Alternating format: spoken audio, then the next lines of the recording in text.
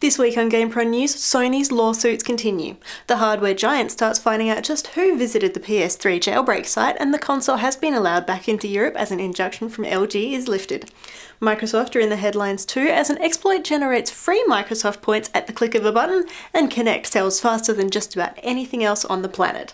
Gabe Newell gives out his Steam account details, Epic shows off the latest demo of their Unreal Engine, Tomb Raider Trilogy gets a PS3 makeover, and We Dare won't be so daring in the UK.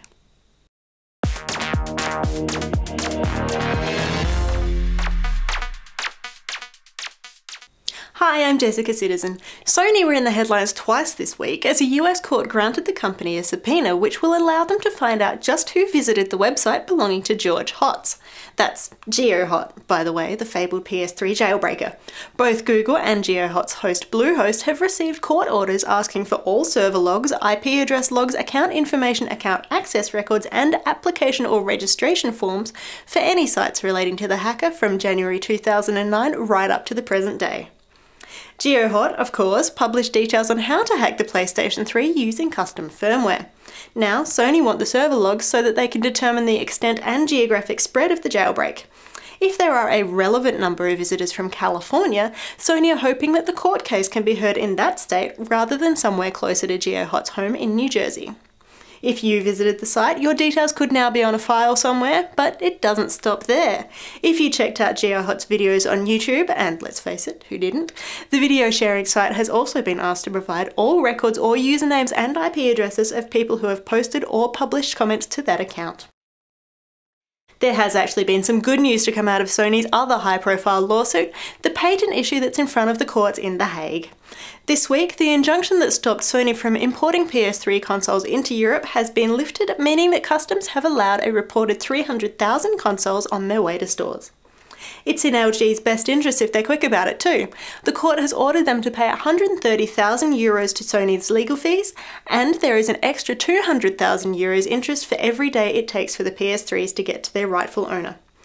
The ongoing court case relates to Sony's use of Blu-ray movie playback, which allegedly belongs to LG.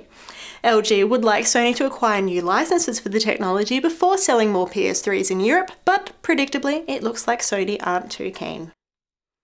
They're not the only hardware company in the news this week either. Microsoft's Xbox Live system was hit with an exploit that generated Microsoft points at the click of a button. Some clever people figured out the algorithm to add to existing codes to get new ones, which worked. Then it was a simple matter of posting a calculator to a website and visitors simply refreshed, collecting 160 points at a time.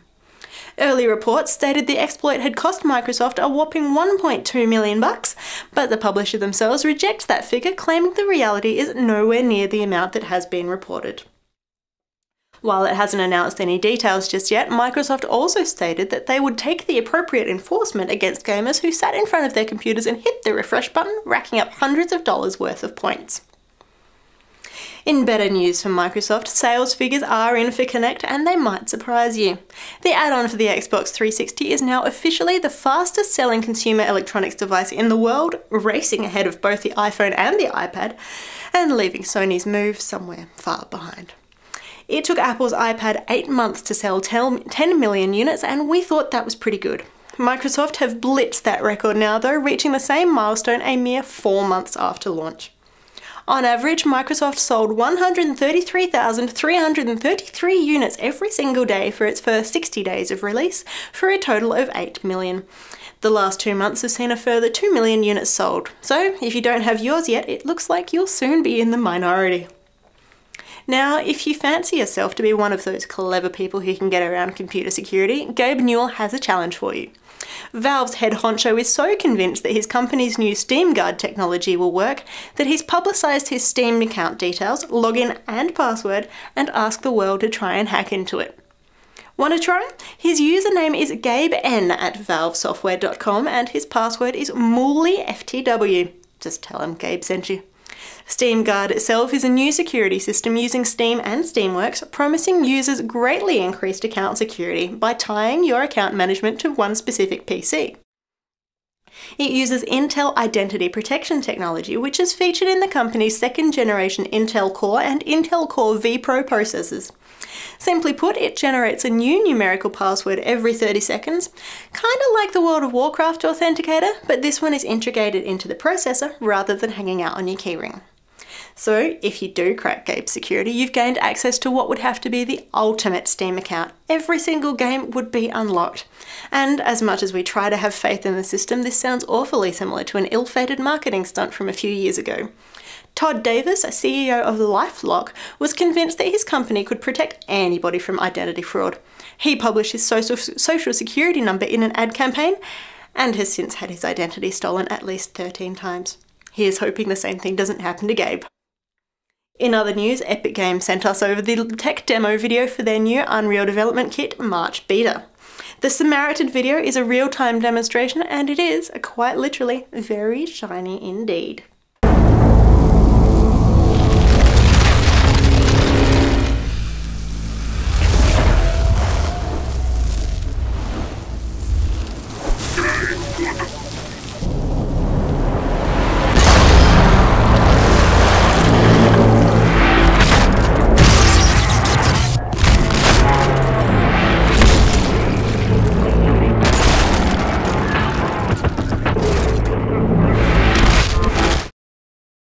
There's NVIDIA Apex physics technology, DirectX support, high-end rendering features, image-based reflections, high-quality dynamic shadows from multiple light sources, subsurface scattering, deferred rendering, and even artist-controllable bokeh.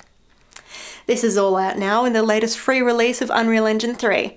Apparently, while there's been a huge amount of upgrades, the devs at Epic weren't quite ready to call this one UE4, but it's pretty awesome regardless. Tomb Raider Trilogy is due out for PS3 this month, bringing Tomb Raider Legend and Tomb Raider Anniversary to Sony's console for the first time. They'll be joining Tomb Raider Underworld in the package, which has seen quite the next-gen makeover thanks to Crystal Dynamics. The developers and art crew took the assets and textures from the HD, Xbox 360 and PC versions and reused them for the PS3. They've reworked everything into a newer, brighter adaptation of the original games.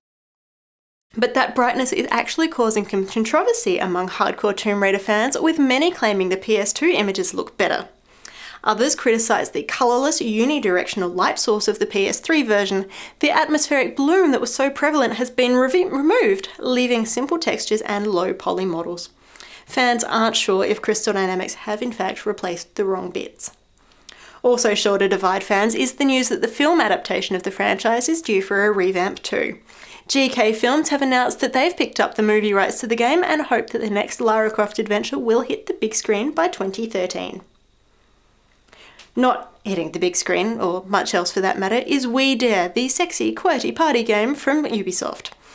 We'd already heard that the game would not be released in America, but this week the publishers caved to the public's strong negative reactions and announced that it would not be released in the UK either.